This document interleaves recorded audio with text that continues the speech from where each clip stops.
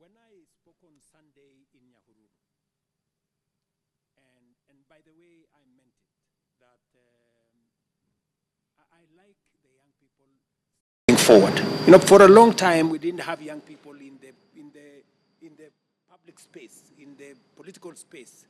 You know, so I was very happy that you guys stepped forward to make your ideas known. And I like the fact that you were peaceful. And I like the fact that you were tribeless. And I said it. And I said, I love to engage these young people who many of you qualify to be my sons and daughters. So, and I made a proposal that we're going to have a multi-sectoral youth-led group so that we pick people from different spaces, civil society, wherever. Now, you guys seem to have a different idea, and I don't mind. That is the beauty of, but you know, I needed to make, you know, a proposal. And then you interrogate it, you turn it upside down, you reject it, or just the same way you rejected the finance bill, and then we agree how to go forward. So, I am getting feedback from the proposal I made, and the strongest feedback that I'm getting is that maybe we should do this differently. Yeah, and I'm open. You know, if you want us to do it differently, if you think I should get one of you to host, you know, a session with the young people, mimi niko tayari.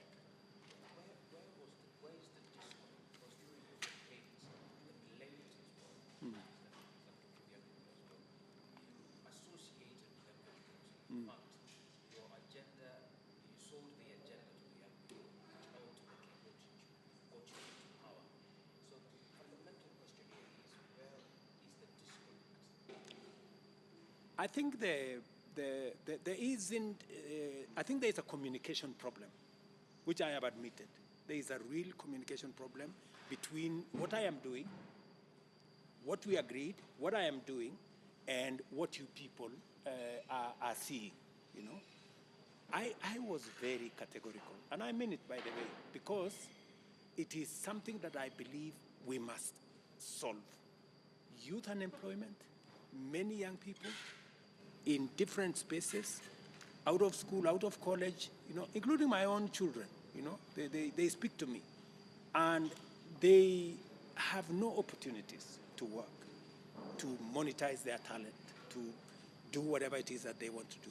And by the way, I have gone out of my way. I have called the leadership of TikTok. They were here.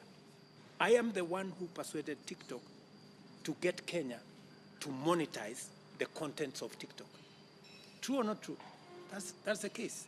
Because I believe there are young people who are in other spaces, who are not traditional employment spaces, but are interested in monetizing their talent. I have been deliberate about what are we doing to get young people elected. I was pleasantly surprised that even the media personalities that were interviewing me agree that housing is actually giving young people jobs, which is the truth. That our digital platform, which we are now building, we have close to 100,000 young people today who are monetizing their digital talents, their digital working spaces, in Tibet, in many other areas. And my plan was to expand that to every place in rural areas. I also, we agreed on how do we create more opportunities for young people to work through manufacturing, through industrialization, in the spaces of export of labor.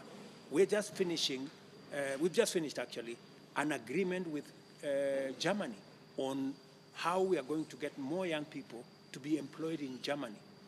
They need 250,000 people every year to work in their country. So these are the things that resonated with the young people during the campaign.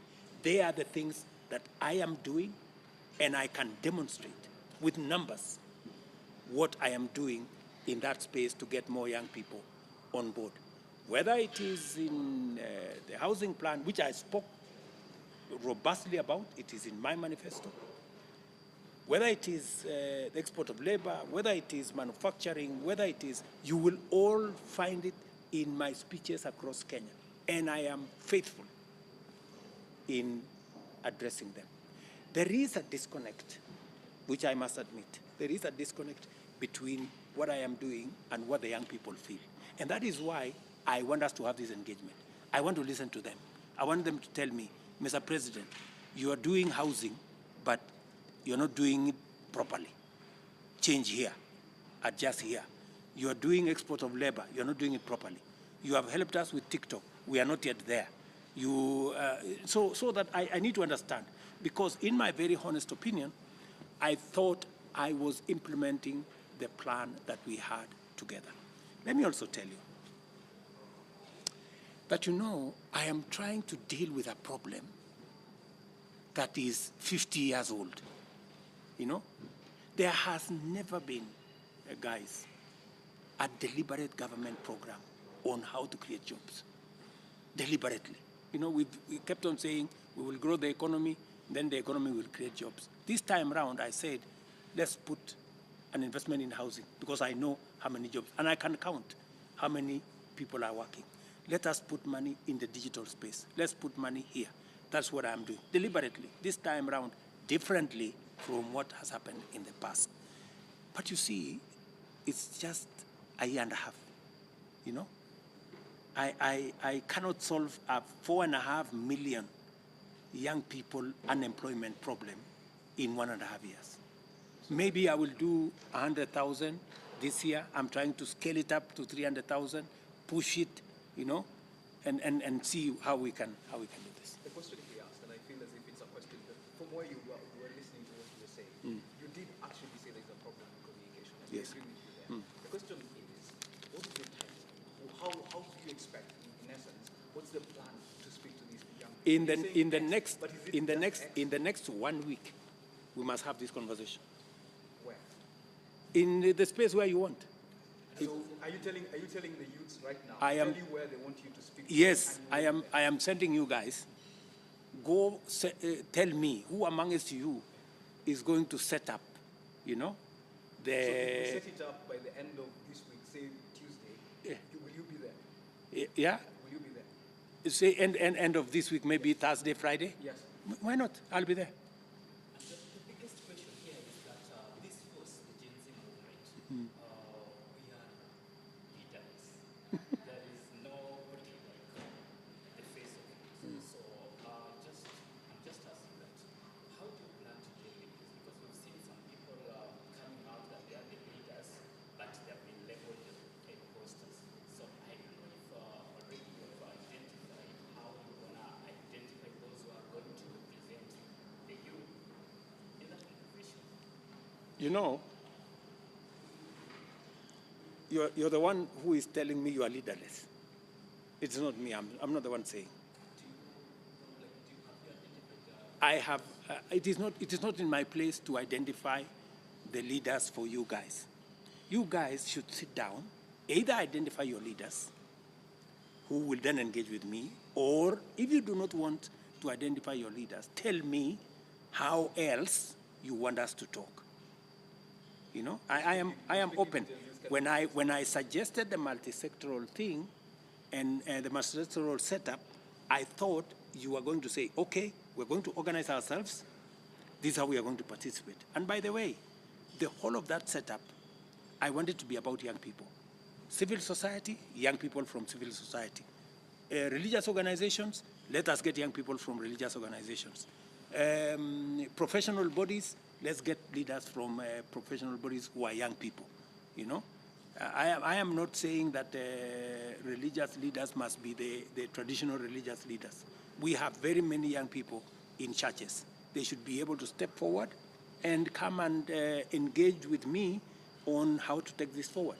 If you guys are saying you do not want the traditional way things have been done, you want it to be youth-led. You want it to be youth-owned. You want it to be, I am open.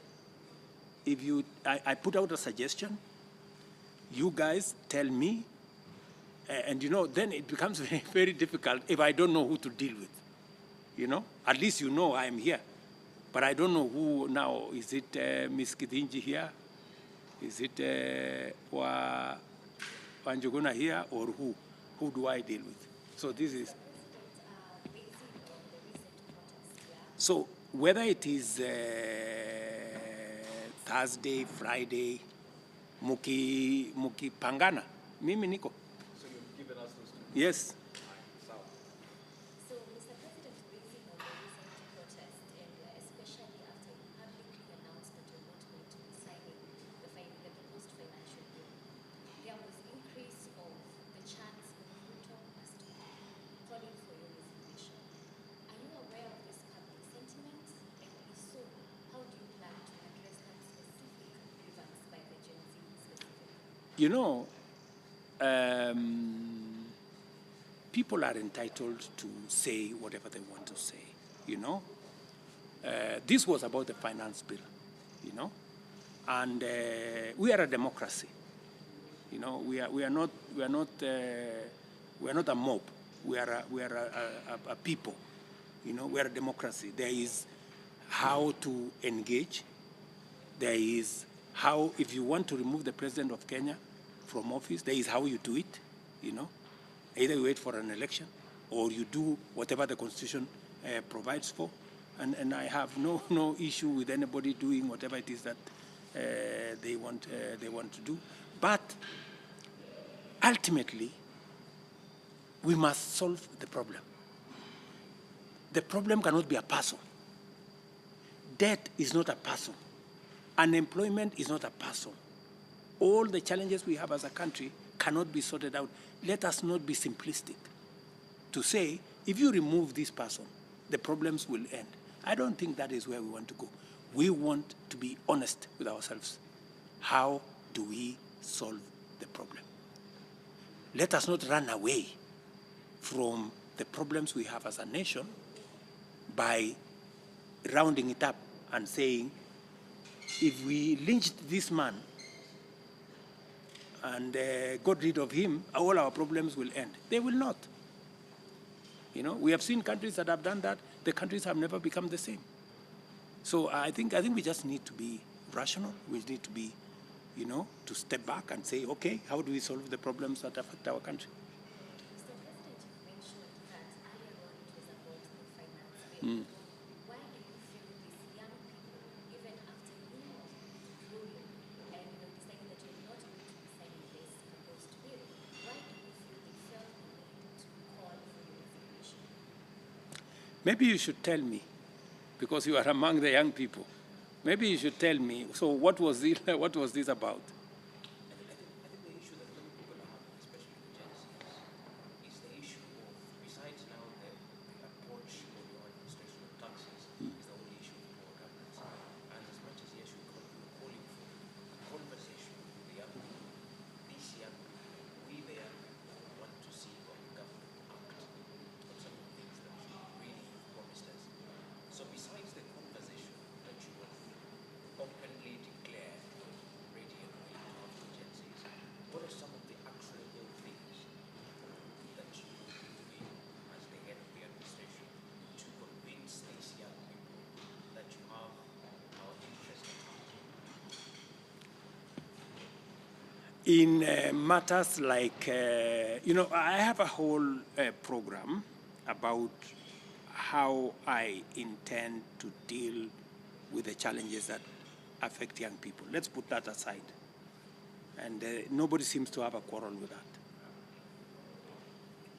What the issues are is matters to do with governance, you know, rule of law issues.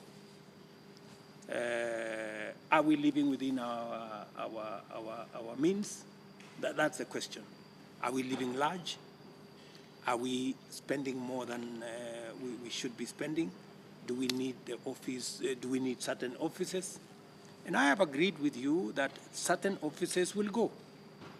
You know, as part of building the news, the new reality. You know, certain officers will go. Certain actions I must do, you know.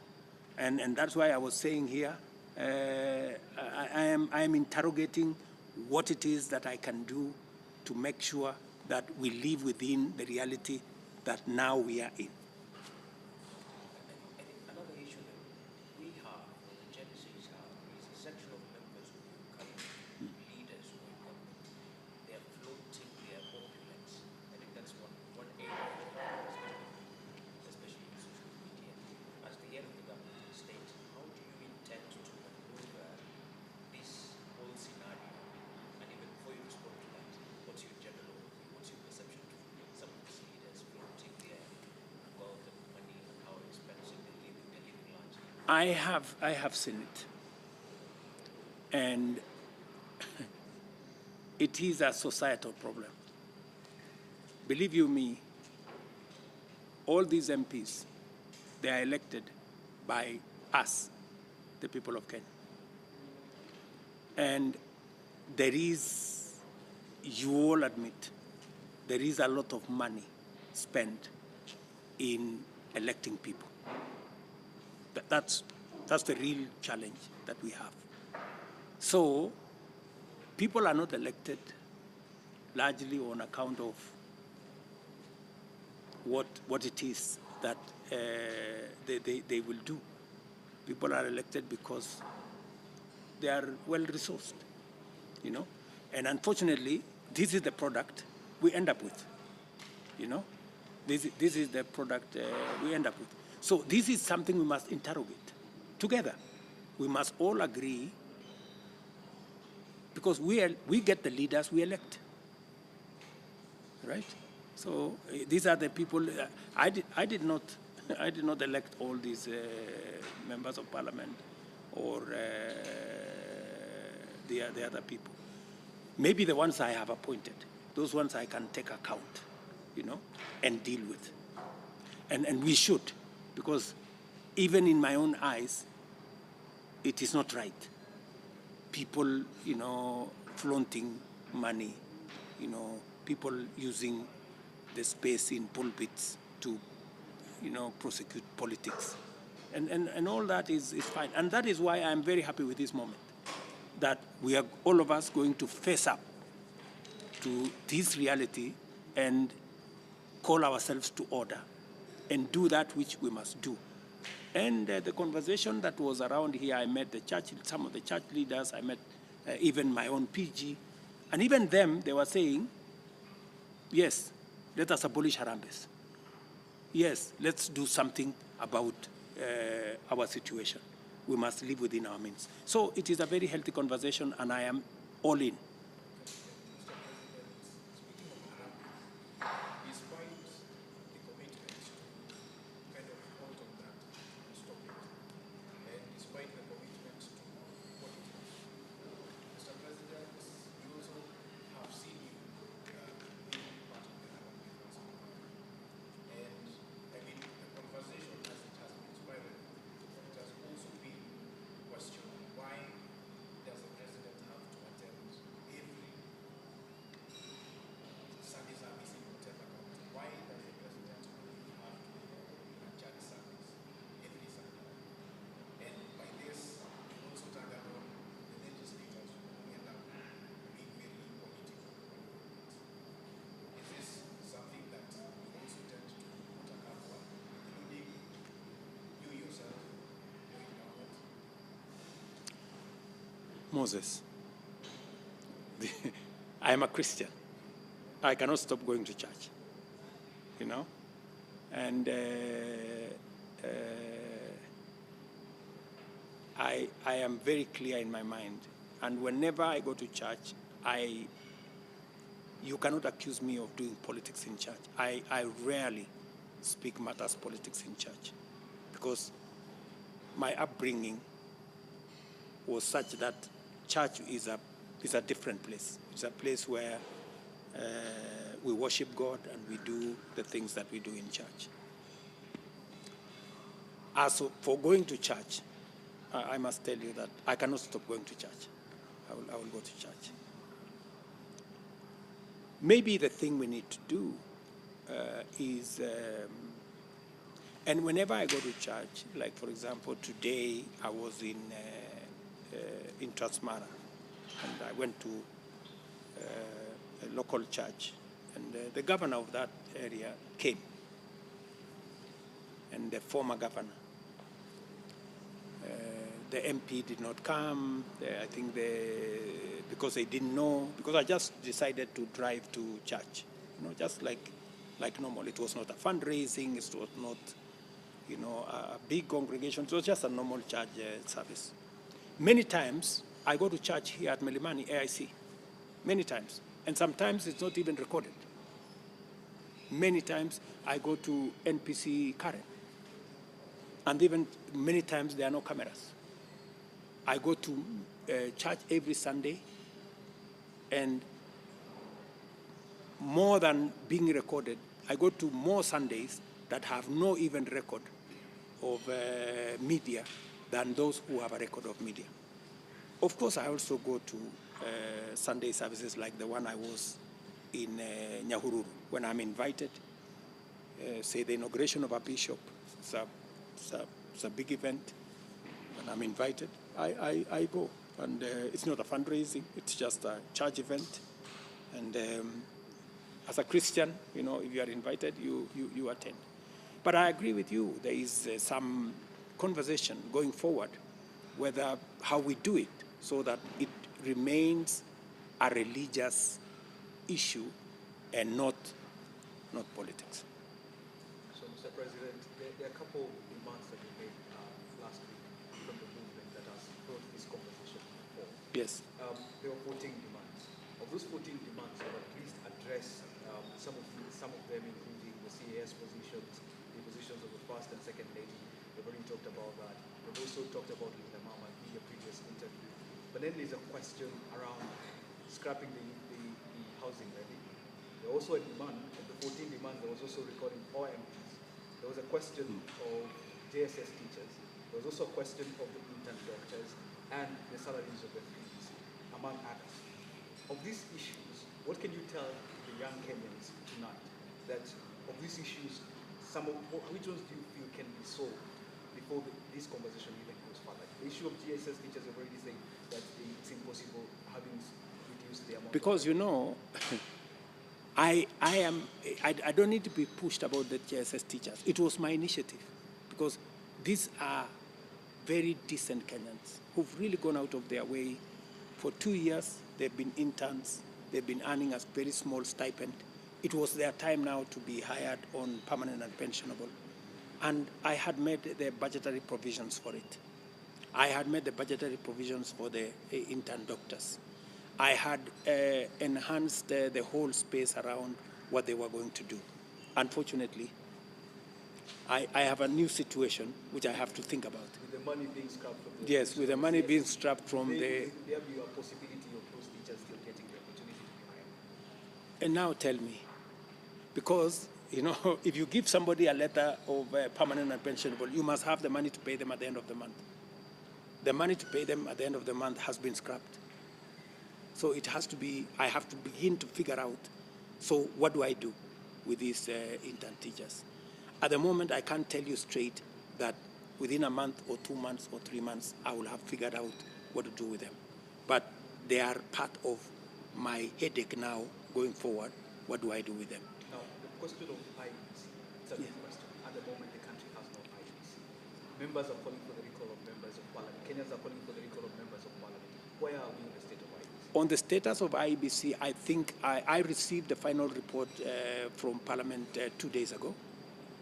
And within the next 10 days, I will make a decision, and we will proceed and appoint a new IEBC. I think part of the root cause of national protest is because when you came into office, since coming into office, the whole idea, the narrative of bottom-up economic agenda seems to be a bit fading away.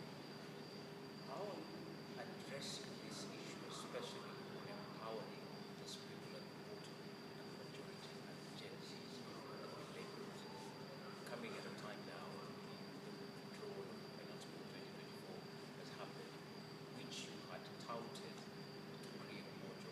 the economy. Now that it's no longer there, you as the president and as a father, like you mentioned, you're a father to the majority of us, to all of us. What is your message to these Gen Zs as a father that you still have their ambitions at heart, especially on empowering their lives and livelihoods?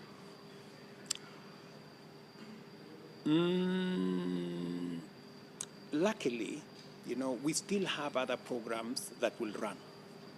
The housing program will run, and he mentioned to me that there are those who are saying we scrap the housing levy. Scrapping the housing levy means we get 160,000 young people out of work. It also means we get those who are working in cement factories, in steel factories, in quarries that supply stones, in many other areas out of work. I don't think we want to do that. I don't think it is responsible for us to do that. I mean, they deserve, an income the same way. We would actually be doing the wrong thing. We'd actually be going backwards. I think we should, instead of saying, how do we scrap the housing levy, we should be saying, how do we do more with what the housing levy is doing? How do we expand it to reach out to 300,000, 400,000, 500,000? Because that's my plan. My plan ultimately is that this housing program should be able to hire 500,000 young Kenyans every time. And I'm talking about Kenyans are different categories: engineers, architects, plumbers, the people who go to our TVET institutions, all the way to accountants in cement factories, the hardware people, and it's a whole industry. The people who manufacture doors, the people who manufacture windows, the people. It's a whole ecosystem that I hope young people appreciate, that this plan, this housing program, is actually achieving a lot. And this is not an invention of Kenya. This is how modern countries have achieved unemployment. This is how modern countries have taken their development to the next level. I had an engagement here with the president of Singapore. Singapore was at the same level as Kenya at independence. Today, they are in the first world. We are struggling because they made those decisions early. Today, 90%, 96% of Singaporeans are homeowners. Today, we have 7 million Kenyans living in slums, and many who do not have decent livelihoods because we didn't make the decisions they made. These are some of the very difficult decisions I've had to make. Many people are beating me about the housing levy, but it is what Singapore did to be able to get where they are. We keep talking, we were together with Singapore, they've gone ahead, they have homeowners, but we don't want to do what Singapore did to get where we want to go. We should be like Singapore. How are you going to be Singapore if you cannot make decisions that took them to where they are? You do not want to make those decisions. We just have to make the right decisions and take the country forward. And I am very proud of the decisions I have made so far. Difficult, not very popular, but I'm telling you, that's how this country is going to change.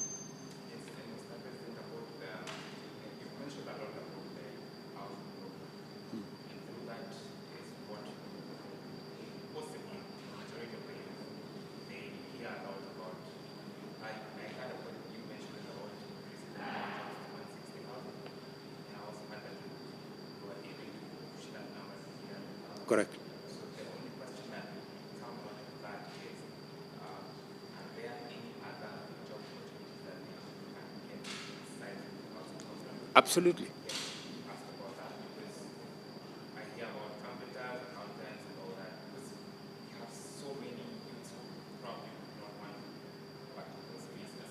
Other thing, I've seen that when you got to the office, the major thing that you talked about attitudes is point like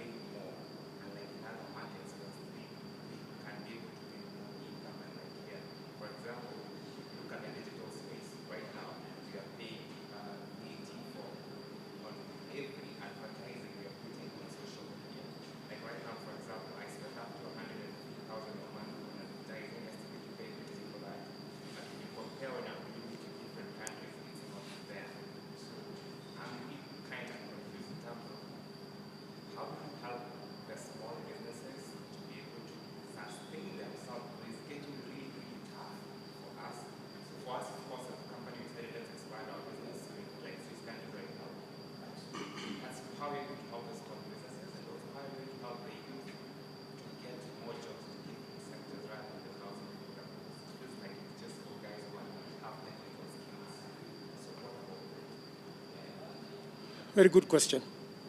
I have told you we have 4 programs. One of them is housing. The other one is a digital job space. The digital job space is wide. You have accountants there. You have creatives in that space. You have many other people working in that space. I will give you an example. In Ruiru, you heard me talk about Ruiru. I was there 2 months ago with a company called CCI from America. They are looking for people to work in the digital space. They've hired 5,000 young Kenyans of different skills, with different skills, not necessarily technical.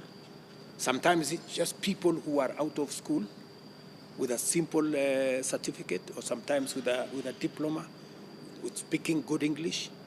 And they are now working for different companies in the US from Ruiru.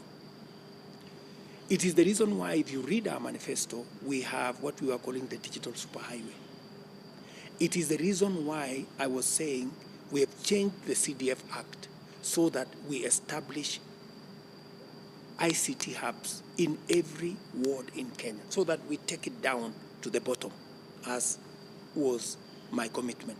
Take it down to the bottom, so that at every ward, a young person can walk from home to an ICT hub with internet, with electricity, with connectivity, with a person to teach them simple digital skills, and with an elaborate program on digital jobs, where they can do tasks, different tasks in the digital space.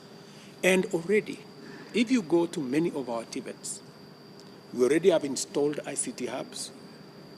In fact, in Kilgoris today, I promised them that we are going to, there is a small technical training facility in Lolgorian. I promised them that we will give them 100 computers, so that we begin to try to begin to train the young people of that locality, so that we bring more young people with different skills onto that space, whether it is advertising, whether it is all the other jobs that people can do online. Yeah. My commitment is that we will not only have internet connectivity, we will also have training facility, and we will also make sure that you have requisite technology devices to make sure that these young people can monetize their talent. After a while, they can buy their own computer and begin to do it from home. So that is the other program that we have. And on that program, if you visit some of the TVETs today that are operating in our technical training colleges, if you visit some of the TVETs like the one I've told you, some of the ICT hubs like the one I was telling you in Ruiru, and in fact, CCI, just so that I don't forget, CCI have agreed with us that they will expand the 5,000 jobs to 100,000 jobs in 1 year if we do certain incentives for them.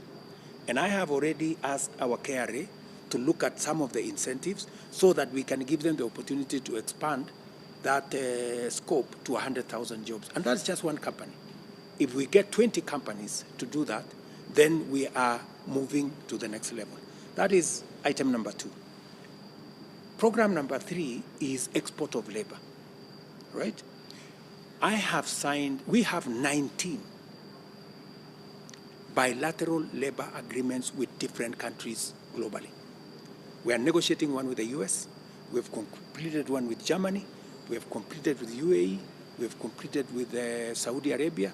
We are working with 19 different countries, including the US, Canada, and many other countries, so that young people can now choose, from a buffet of whether either you are a nurse, you are a mechanic, you are an engineer, you are whatever trade, you can go and work in those countries. And I was giving an example of what is happening in my village, where I come from.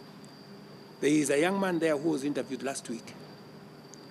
And he was saying, you know, the president has not done well because many of the young people in this village are going abroad because they cannot find jobs locally. Not knowing that that going abroad was part of my plan, because I believe we should be able to export between 10 and 20,000 young Kenyans every month to go abroad, work abroad, send their money back at home, and begin the process of making sure that we grow our economy using remittances from these young people. Program number 4 is what you heard me say about local manufacturing. My friend, there is absolutely no reason why we should be importing products that we can manufacture locally. Because by manufacturing locally, we use our own raw materials. If it is sanitary pads, for example, we use our own cotton that is grown in Busia, that is grown in the Rift Valley, that is grown in Makueni. We use that locally. We give business to our farmers. Number 2, our own young people work in the factories. I was talking to Mr. Sahil.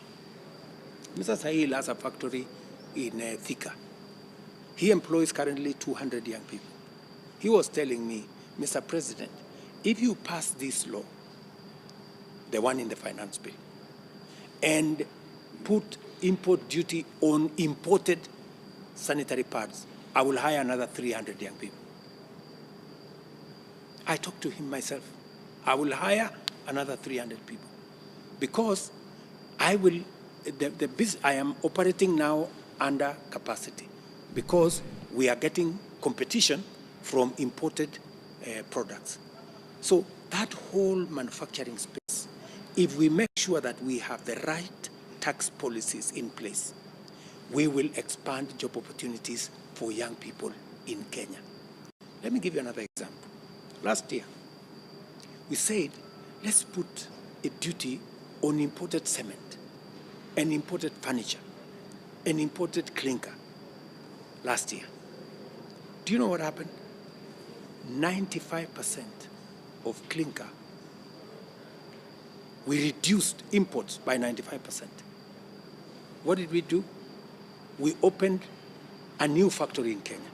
We are in the process of opening another 4 factories for cement manufacturing in Kenya because we have put a duty on imported clinker so that we can manufacture that clinker locally. We can manufacture that cement locally. If we manufacture cement locally, my good friend, you know, 3 things happen. Number 1, we use our own local materials.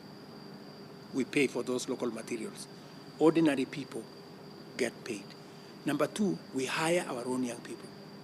They are the people who will work in those cement factories. They are the people who will be transporters from those cement factories. And number 3, we create local wealth. Our own companies locally begin to grow their balance sheet and become big companies. They can invest more. They can invest in other areas. But by importing, we are exporting our jobs. The people working in the factories will not be working in Kenya. They will be working in those countries. By importing, wealth will not be created in Kenya. It will be created in those countries. Number 3, raw materials will not be the ones from Kenya. It will be raw materials from those countries. So this is, and you know, these are actions that must be deliberate. And this is what I am doing. You have asked me a question. Apart from housing, what are the other areas you are working so that we don't concentrate just on housing? So, digital jobs, export of labor, manufacturing. So, Mr. President, are you confirming here that the deal with Germany that was to be signed by the end of this month is signed and sealed? The deal, in fact, they have asked me to. We have a big occasion in September between Kenya and Germany. They have asked that the president of Germany wants to sign it with me when we do that occasion in September. But meanwhile, the doors are open. All right. So quickly, there has been a report reports that there was a lapse of intelligence in terms of the protests that we've seen over the last 2 weeks. Can you clarify the situation for us? Is the intelligence service and the police service reading from the same page? And there were calls for the head of NIS and Routine Haji to resign. Are you of the same thoughts? I don't think that is where we need to. This is not the time for blame game. I don't think that we need to blame each other. I think let us solve the problem. You know, we have a real problem. The real problem here is that we have a youth situation that needs our attention, and I am very alive to it. And that is why when I campaigned on a platform that we're going to create opportunities for these young people. And I am at it. I am working on it.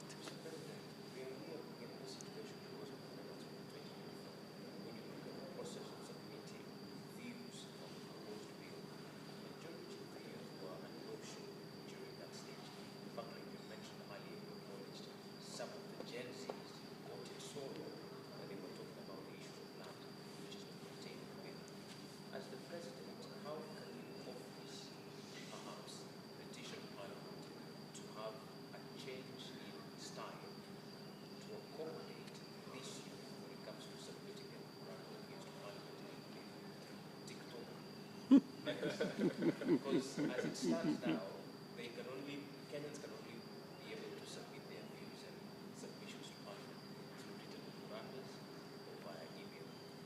Do you find this to be a laborious exercise?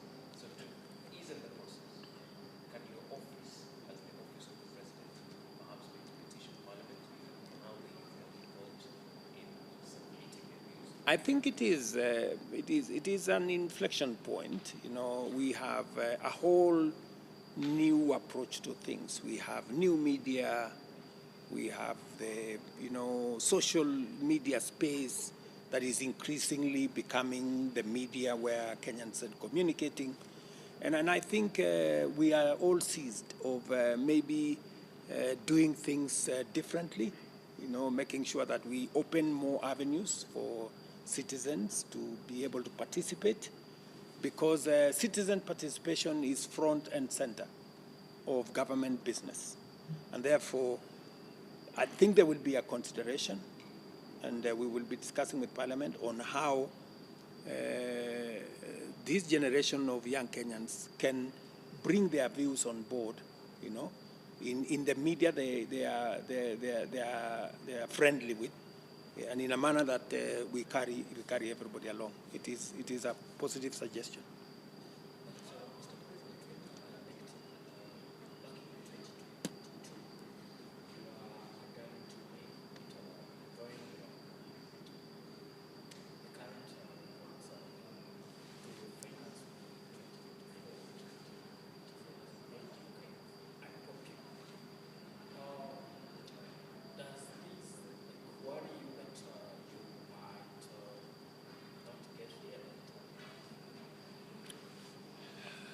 You know,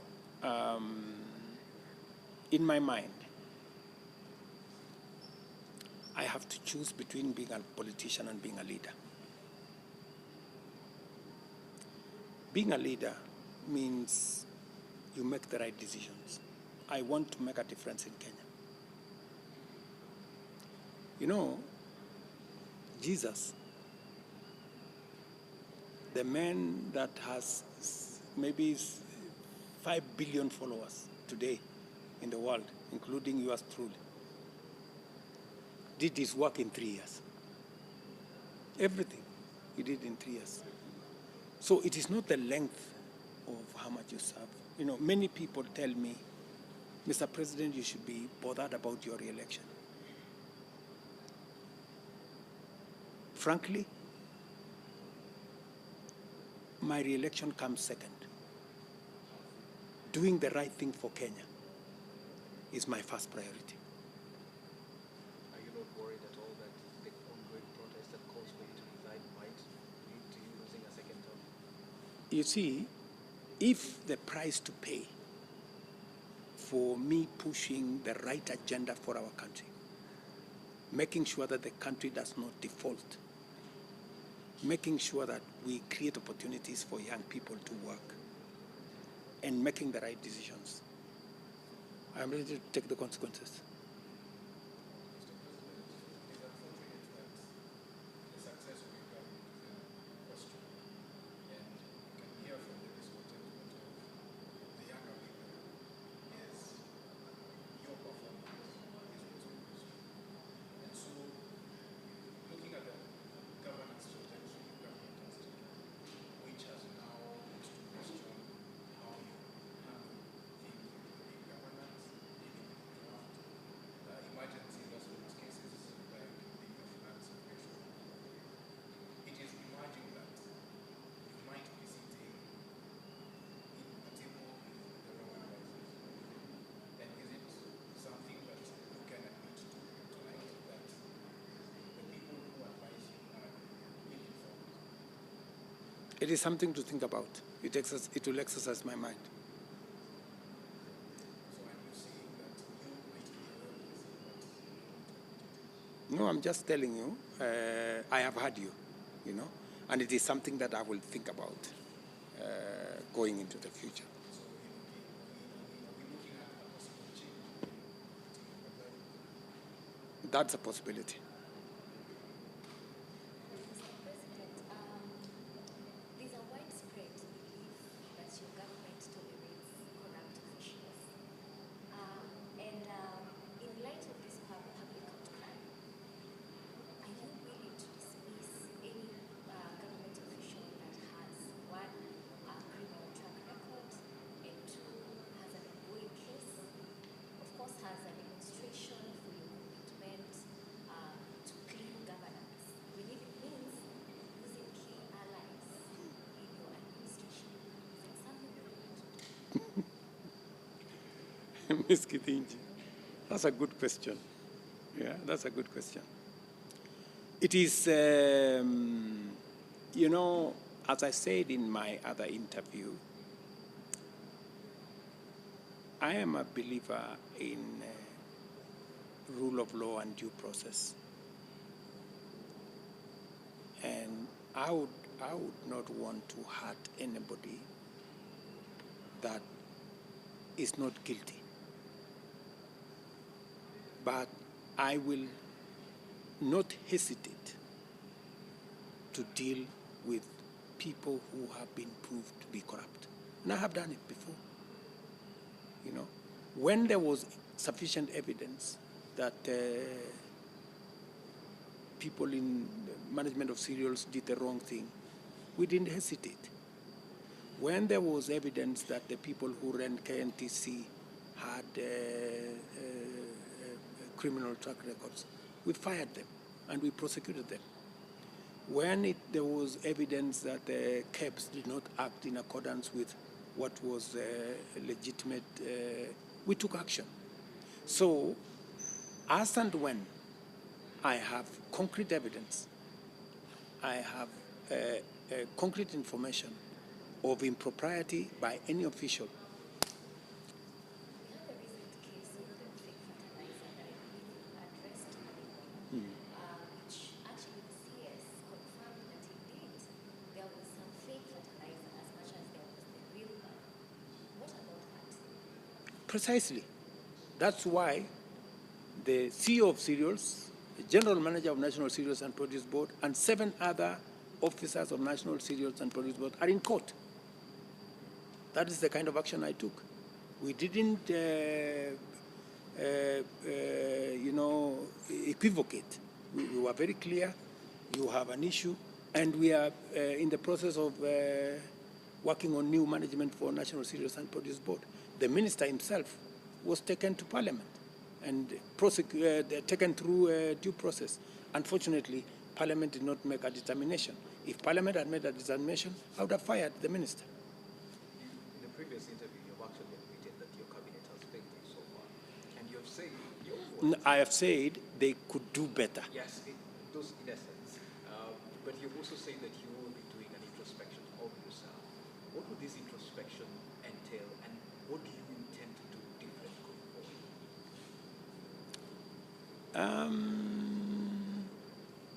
I don't think I should say more than I have said. Watch the space. So you're just telling us to stay awake to... I will take action, and you will see it. All right, let's go back a little bit to the debt. Among the demands that were issued is an audit of the national debt, and you've spoken about that in the previous interview very well. I love that. I would like to go back to just one thing. In essence, Kenyans have been worried about the amount of debt, and in essence, they've been asking is, are your trips abroad putting us in bed with the likes of IMF and the World Bank? And are you worried about these deals or the conditions pegged on these deals yourself as the president? And more so, can Kenya pull out from these deals? You know, the multilateral development banks are our biggest supporters. In fact, the World Bank and IMF and all the other multilateral banks are our partners in development. They are actually the source of the largest development financing that we have. And their money is lent to us at between 0 and 2%. The alternative we have is to go to the market here, which we are borrowing money at 14–15%. If you are sitting where I'm sitting, you have two options: to go to the local market and borrow at 15%, or to speak to the World Bank and IMF and get money at 2%. It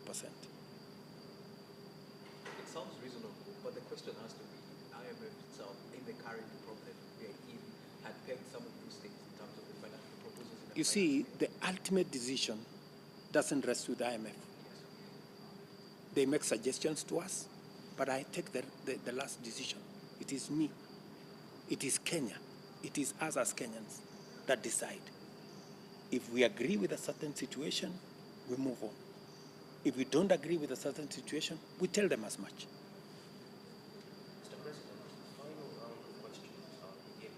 My final question would be, what is that passionate message to the youth who are scheduled to mobilize again this week, Tuesday and Thursday? What is your message? My message to the young people of Kenya is two. Number one, I have a very clear plan to address youth issues, including unemployment. That's number one. And I have a clear plan, and I am ready to explain to them what I am doing, where I am, what I have achieved, and what I intend to achieve. That's number one. I have also had them on cutting down austerity measures that would trim the government expenditure, which is also a very positive thing. Cutting down on offices that may not necessarily be too important, reducing on hiring staff that are not necessary, cutting down on advisors that may not necessarily be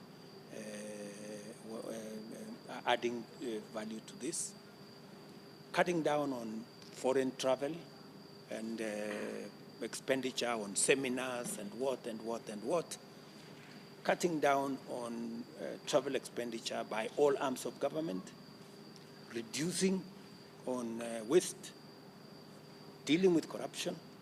I have heard them very clearly, and I will address myself to those issues. And I have said I want to have a session with them whenever you guys are available, Thursday, Friday, in a platform where you want me to be. I will be there so that we agree on the other issues. Two questions, Mr. President. When you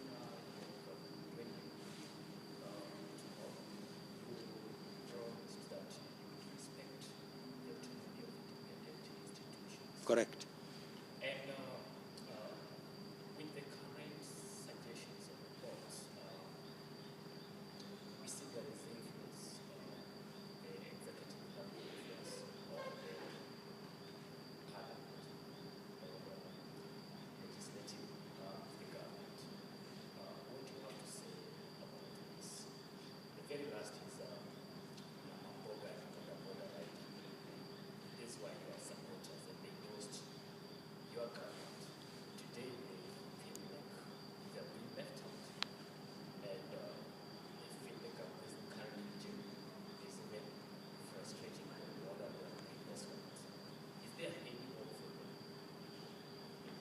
Let me start with your last question.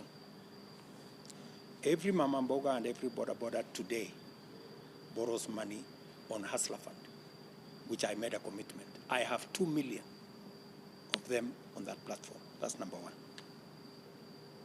Number two, every mama mboga and every boda today have an opportunity to own a home, because I have created a model that gives them an opportunity with 3,000 shillings a month to be a homeowner. It never existed. It was never there. If you go to Mukuru tomorrow, you will be shown a house where an ordinary Kenyan will pay 3,000 shillings and own a home on 10th floor or 6th floor or 4th floor. Number three,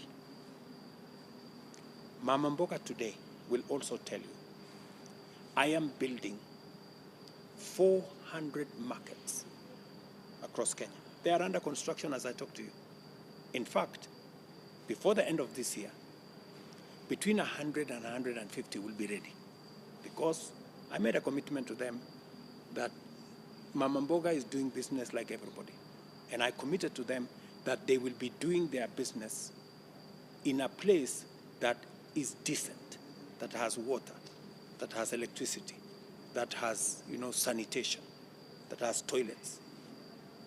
Number four, I will also tell you that in my universal health coverage plan, which unfortunately Kidogo has been affected with a finance bill, I have changed the law to make it possible for Mama Mboga or Boda to go to hospital with a health insurance paid for by the government of Kenya if they cannot afford. And those who have been paying 500 to be reduced to pay 300, for them too to be able to access health care. That is my plan. So I have not dropped the ball. I am very clear on how they should be catered for in my administration. Let me come back to your respect for institutions. The Chief Justice of the Republic of Kenya will tell you, I have never called her to ask her for any favors on matters to do with the judiciary. I have been very unhappy with some of their rulings, but that is the nature of democracy. On matters to do with Parliament, I have never instructed Parliament to do anything, but there is a nexus between government policy and legislation. Those members of Parliament who belong to the ruling coalition have a duty, because we made the promises together. We went together to the people. We were standing side by side. We were promising housing together. We were promising universal health coverage together. We were promising fertilizer together. We were promising coffee issues together. We were promising sugarcane issue together. So that is why we hold a PG to agree. Gentlemen, this is our manifesto. This is what we agreed. That is, and it happens worldwide. It is not a Kenyan invention. It happens in the US, it happens in the UK. In fact, in other countries, it is much more serious than here. In other countries, you cannot vote against your party. Here, we have members who vote against the party, and no action is taken against them. So that's how democracies work, because that's how it is meant to work. But do you feel comfortable when the members of the opposition divide support your policy going against their own parties? But the same way, members of my own party sometimes don't vote with me. So sometimes members of the other party also don't vote with their leadership, they vote across parties. So that is something that happens sometimes, but it is not the norm. It is the what happens not regularly. But the norm is that people vote with their parties. Mr. President, Yes, Moses. you promised that there's this, as a committee, you opted to keep it on the wraps and say we will see in time on the decisions you make in terms of change. But the worry that is among them is you might not be singing the same song with the deputy. You might not be reading from the same script. And just from the previous interview, you have sort of even gone to correct what he said about the NIS intelligence information that he said wasn't there. And you have been very categorical that information was there, and that is why you made a particular decision on deploying security officers. This has also played out in the previous public addresses that is singing one song of probably the tribal politics of ethnicity, and then you come out and say that is not the case. Mr. President, are there cracks in your leadership? And when you took office, you said that because of the treatment that you so wanted to get in the deputy government, you will make sure that you go to the deputy president. And from the way it looks, that is not what is happening because you're not reading from the same script. What is really happening between you and deputy president? Two things. Let me answer to my commitment. And I am very faithful to my commitment to make sure that my deputy is treated as it deserves the office of the deputy president. I have done three things that I never enjoyed as deputy president. Number one, I never had a budget for my office. Even for buying tea, it was controlled from the office of the president here in State House. Today, my deputy has an independent budget for his office with an independent accounting officer that doesn't report to this office. That's number one. Number two, I never chaired a single, in fact, there was no cabinet committee for 10 years. My first action when I came into office is to set up cabinet committees and appointed the deputy president to chair those cabinet committees. 8 cabinet committees chaired by the deputy president. There is no government business that is prosecuted by the cabinet that does not first start at the cabinet committee chaired by the deputy president.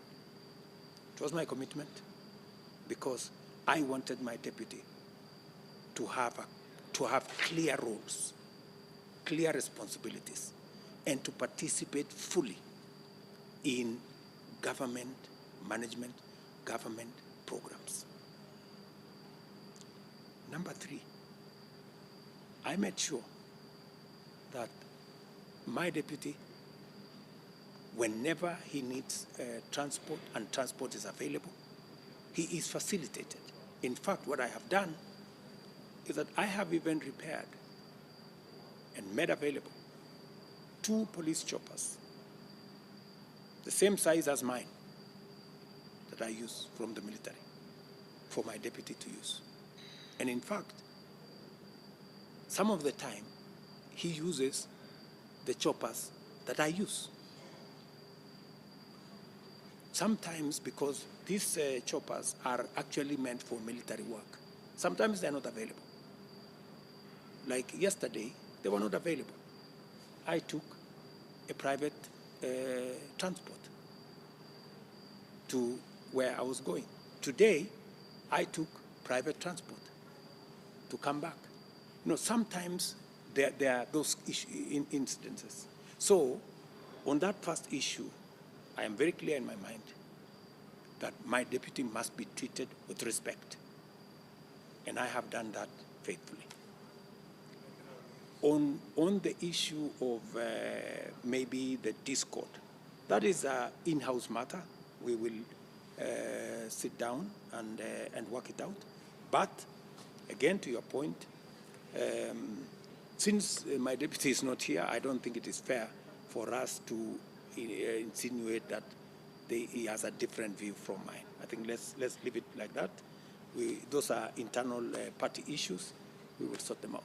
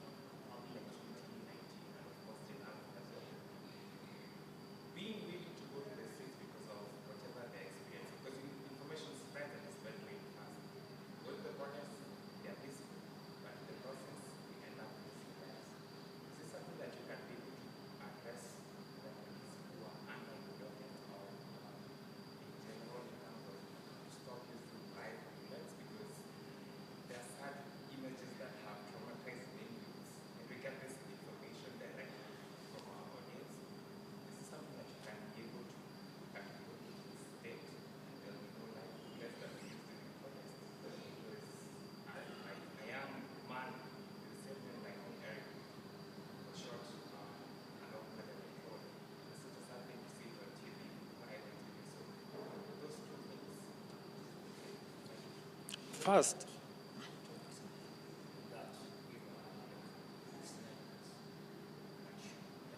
Images on social media depicted snipers shooting peaceful protesters. What do you have to say about this? so first, let me say that this is a phase in society. We're coming to a new phase, and it requires us to adjust. Maybe as you've said, many of the young people are not watching mainstream media. They don't read newspapers. Maybe there needs to be us to think about new engagement. How do we engage these young people better in the spaces where they are, whether it is on Twitter or TikTok or the other spaces. Number two, on matters of abductions, there is no provision in the law for any abduction. And any arrest of citizens must be within the law. And that is my clear position to the Independent Police Service. However, when police arrest somebody, it must also not be immediately made to look like it's an abduction. If the police show up and they show themselves, we are policemen, we are coming because either we asked you to come to the police station, you didn't come, or we have some questions for you to answer, that should be within the parameters of the law. There is a provision for the police to come and tell you, Eric, we have come. This is us, we are the police. We want to interrogate you on this matter, on this matter, on this matter. So long as it is done within the parameters of the law, it doesn't amount to an abduction. As for the protests, I have said clearly that peaceful protesters will be protected by the police. Eric, you will not tell me that the people who burned down Parliament were peaceful protesters. They were not. You don't want to tell me that the people who burned the Chief Justice office were peaceful protesters. As you heard me say, we have thousands of citizens who have lost property, businesses worth 2.4 billion. These are innocent people doing their business. Criminals take advantage of a peaceful demonstration, pretend they are part of the peaceful demonstration, and they go and loot and steal and burn people's property. Those ones too, Eric, the police must look, they have a cardinal responsibility to protect people's property. I think they do. That's what the law provides.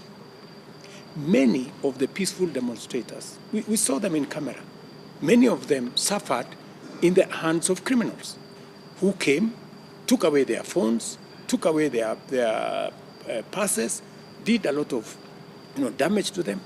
These are people who we must all agree that unless we are firm on criminals who either take advantage of peaceful demonstrations to hurt the demonstrators, to steal from the demonstrators, or even go to steal from shops, destroy people's businesses, or even attack government buildings. The city hall was burned down. The office of the Chief Justice was burned down. You saw what happened in Parliament. Mayhem, doors broken, furniture broken, kitchen burned. Surely, Eric, do you sincerely believe that that should be part of our demonstration? I don't think so. And that's all I'm saying. Let us keep it peaceful. And I said it from day one. I love the way the youth were going about it, peaceful. They were on TikTok. They were, a homogeneous group of young Kenyans. And I like the fact that they came to say, okay, we have an issue. And I wish I had the time to explain to them that some of the issues that they were saying were in the finance bill, they were not in the finance bill. Some of the issues that they were complaining about, they were not in the finance bill. And it is not enough for somebody to say, I don't care what is in the finance bill, I just don't want it. Do we really want to do that? I think we are a mature society enough, and we are intelligent enough to say, okay, let us unpack this finance bill. What is good in it? What is bad? Because we lost a lot of good things in the process of trying to remove bad things that some of them were not even in the finance bill. So this is the really candid conversation I want to have with young people, that if there is an issue, we are reasonable. Many of the young people have gone to school. Many of the young people are good graduates. And it's not difficult for them to say, okay, let's look at what is in the finance bill. Let's look at what is in this document. Can we remove this? Can we remove this? Can we change this? This is good. This is good. This is not good. And then let's have a package that serves our country, creates opportunities for us as a country, and builds our nation, because this is the only country we have. Alright, so Mr. President, allow me to finalize my questions in matters touching on journalism, because I am a journalist. Now, there's a quote that says, free press is not a privilege, but an organic necessity in a great society. Journalists have faced police harassment and also tear gas while reporting the protests. We have also seen mainstream media, specifically KTN, come out to say that they have been threatened by the government in their way of reporting. Mr. President, if you could let us know if you are aware of that, and also, how do you propose to uphold the freedom of journalism in their reporting, of course, in a democratic country, and what can be done to protect their freedom of reporting? I think if we have free media, and it is not the one in Kenya, then I don't think we have any free media anywhere in the world. In Kenya, people report anything, everything, what is news, what is fake news, what is true, what is not true. I would really ask the media to act responsibly. There is no media house that I have called. There is no media person that I have called to tell them anything. We've not had a conversation with any media. I know very well the necessity of free media, and I support media wholeheartedly. I mean, media have also become victims of some of the criminals in our streets, you know. Media have also maybe inadvertently sometimes got into situations where their cameras are broken, you know, in the confusion, in the running around when there is you know, commotion, and it is unfortunate, yeah, and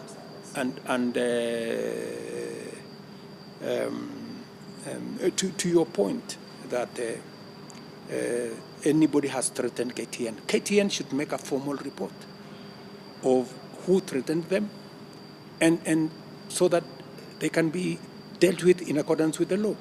Nobody should threaten any media personality for whatever reason, either on account of what they reported or on account of what they did. And if I have a complaint with a media house or a media personality, I know where to take them in terms of report them to the right agencies and have the matters sorted out within the parameters of the law. Matters police harassment towards the journalist? I think that's a case where the police journalists should look. If a particular policeman has harassed a journalist, police have numbers. Let us have them reported so that they can be dealt with in accordance with the law, so that nobody escapes and institutes impunity. Nobody is above the law. The president is not, the police are not, citizens are not. Everybody must be subject to the law. Right. Before I ask you, just a quick question. Our friend who's covering the deployment in Haiti, she is in Haiti. She had unverified claims that some of the police officers there have been shot. Could you confirm for us that whether any Kenyan officer in Haiti has been shot? That would be necessary. There is no report that I have of that nature. All right. The other question is, what has kept you up at night over the last 2 weeks? Over the last 2 weeks, I have kept sometimes late into the night thinking about the young people of our nation. Because I am one person who did not get a job until I was elected as a member of parliament. And I know what it means not to have a job, not to have an income. And that is why I am willing to put my career on the line, to see to it that to the extent that I can, young people have an income. That's why I have really pushed the programs that I believe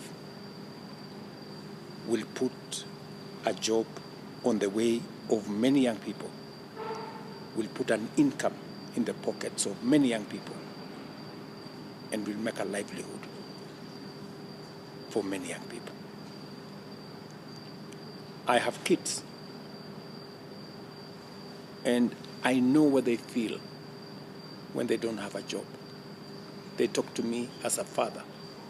And so that's one thing that keeps me awake. And unfortunately, in the current situation, we have a misunderstanding. We have a miscommunication. Partly, I am to blame. I should communicate better. You have told me that maybe my communication is not getting to the right people because maybe I'm communicating using the wrong media. Maybe to be able to reach these many young people, I should be able to get into the media where they are, so that I can communicate better to them.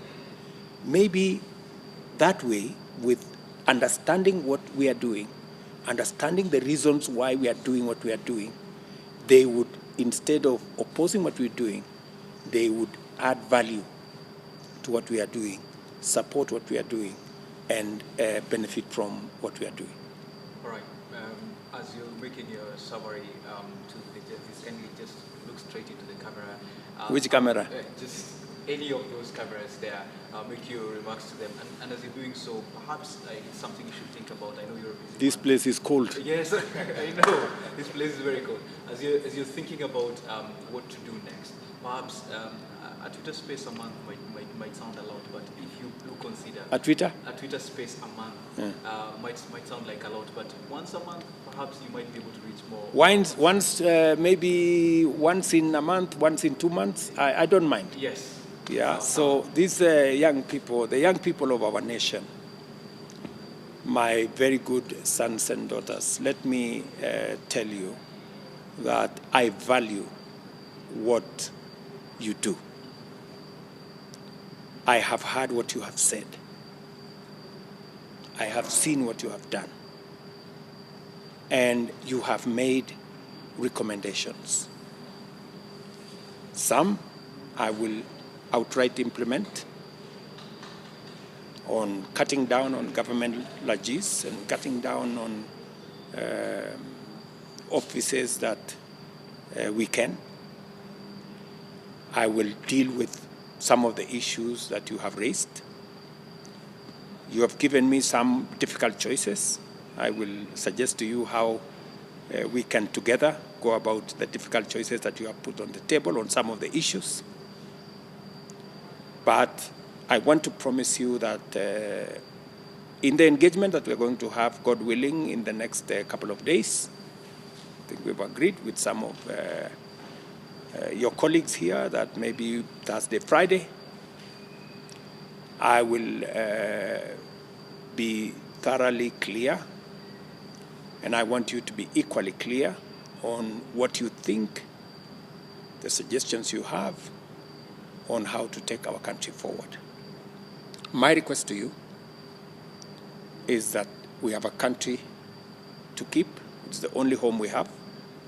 We must do whatever it is that we do within the parameters of the law, respecting one another, and talking to each other with respect so that we can move forward together as a country.